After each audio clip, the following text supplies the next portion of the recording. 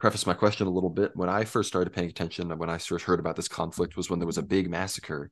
I believe this was a few years back at a monastery somewhere in Ethiopia. It may have been where I believe they say the Ark of the Covenant is. And so, if you could maybe explain a bit of the current conflict, that's what its status is, maybe what it's about, and don't be afraid to tie in any of the, you know, archaeological or metaphysical or religious, ideas and claims. We don't separate those two ideas on this podcast. So I just love to hear if you could break that down for the audience a bit. Yeah, well, there's a ongoing civil war in Ethiopia. Been going on for what, 3 or 4 years. It has possibly getting close to a peace agreement. There's been talk and chatter. We don't know yet. It's a tragic development, although there's a part of me that wonders if God brought it along to spare them from getting the vaccine. But Tigray is the ancient portion of modern Ethiopia where all these things took place that I've been talking about and the book talks about. The capital, or the capital's Mekele, but the ancient kind of Jerusalem city of Tigray is Aksum. I've been there several times, and they do have a church there that claims to have the Ark of the Covenant in it.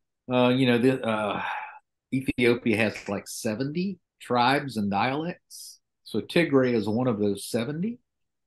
Tigray is, I think it's about 5 million. Ethiopia is 110 million. It's the second largest country in Africa. There is, I think the largest tribe is called the Oromo, and they're like half Muslim, half Christian. There's the Amara, which are largely Christian, but there's a lot of the tribes, which are kind of like states. They would be Muslim. Some of them are majority Christian. Most of the Christian ones have a low birth rate right now, which is alarming. The Muslims continue to have children, and they tell the UN and Bill Gates to take a hike. So the UN and Bill Gates spend more time on the Christians. They feel like they can make more progress. Tigray has one of the higher birth rates. I'm very excited about that, and I hope they can keep it. But it's a hard fight, and it's a hard battle. The communists took over in 1975. As we said, there was a horrible coup. There was a bloody genocide of over 1 million Ethiopians. Finally, they were defeated under the leadership of the Tigray leadership, People's Leadership Front, TPLF. And, the country was thrilled to get rid of this evil dictator, this genocidal regime. But the new regime it was authoritarian.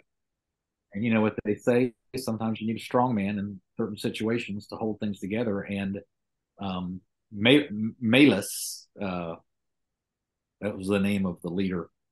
He was able to hold the country together. He died after about 12 years, and after he died, the kind of the bonds kind of dissolved, and so the tribal divisions really reared their ugly head, and the Tigray or TPLF political party still held a lot of power, and they held it in some authoritarian ways, and the other tribes started to resent it, and they were finally voted out, and they got a new leader finally that was not from Tigray. That's the present Prime Minister Abiy Ahmed, who is a very fascinating and strange character. I'm not sure what to think of him, but one of the things that was happening is that all these churches were getting burned down by Muslims, and priests were being killed, and it didn't seem like the Abiy regime was doing enough about it. I think that was one of the struggling problems. But anyway, one thing led to another, and war broke out when Tigray tried to elect their own leaders, and the Abiy regime didn't recognize that, and that was sort of led to the present conflict. It depends on who you talk to. I've got Ethiopian friends on both sides of the aisle, and they are very, very virulently opinionated on their side of the aisle. And there's a lot of propaganda going around. So I don't know that I'm an expert on it, but unfortunately, I know probably more than just about anybody.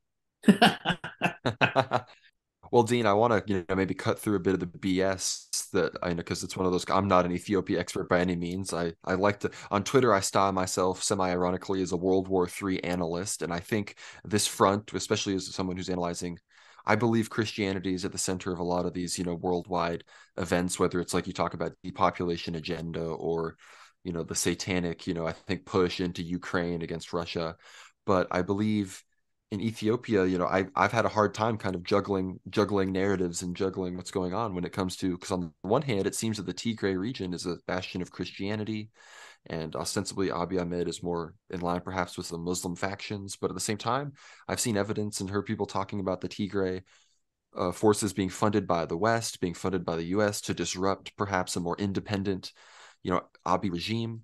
The African Union, I believe, is centered in Addis Ababa, which was started by Muammar Gaddafi, who you mentioned Ahmed being a bit of a crazy character. Gaddafi himself being a very, interesting, fascinating character who ultimately was, murdered by the U.S. regime for better or for worse, for maybe paving a new path forward.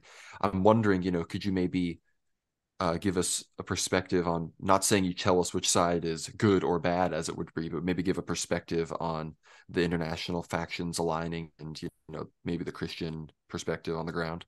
Yeah. First, I'll just tell you about that. My natural inclination is to go towards a religious struggle, and I want it to be a religious struggle in some ways because that's territory that I understand a little bit better, and it would make it easier to understand it that way.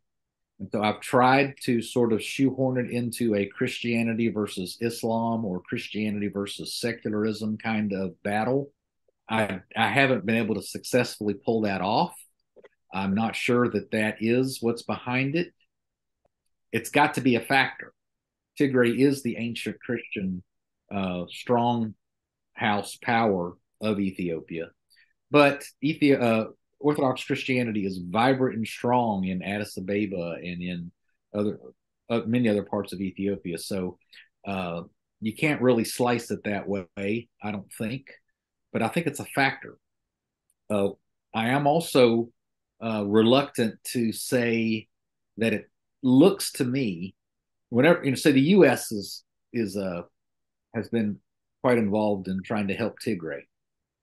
And so whenever the U.S. is doing dirty deeds in foreign countries, you always have to, have an eye of suspicion. What are they up Oh, to? yes. And what is their motive and why are they doing this? And I think a plausible answer to that is that Ethiopia, like many other African countries right now, has been aligning itself a lot with China and Russia. And as we know, the larger battle in our world right now is the West versus the BRICS. And China is very involved in Ethiopia, very involved in building infrastructure and dams and roads and trains and all sorts of things. I saw it firsthand when I was there several times, and I don't think the U.S. does not like that, and so I would not be surprised if their empowerment of Tigray is motivated to destabilize the country that they don't like, kind of moving off the reservation. That doesn't mean Tigray's ultimate reasons for trying to gain back leadership of Ethiopia is wrong, but it certainly could mean that part of their help comes from ulterior motives.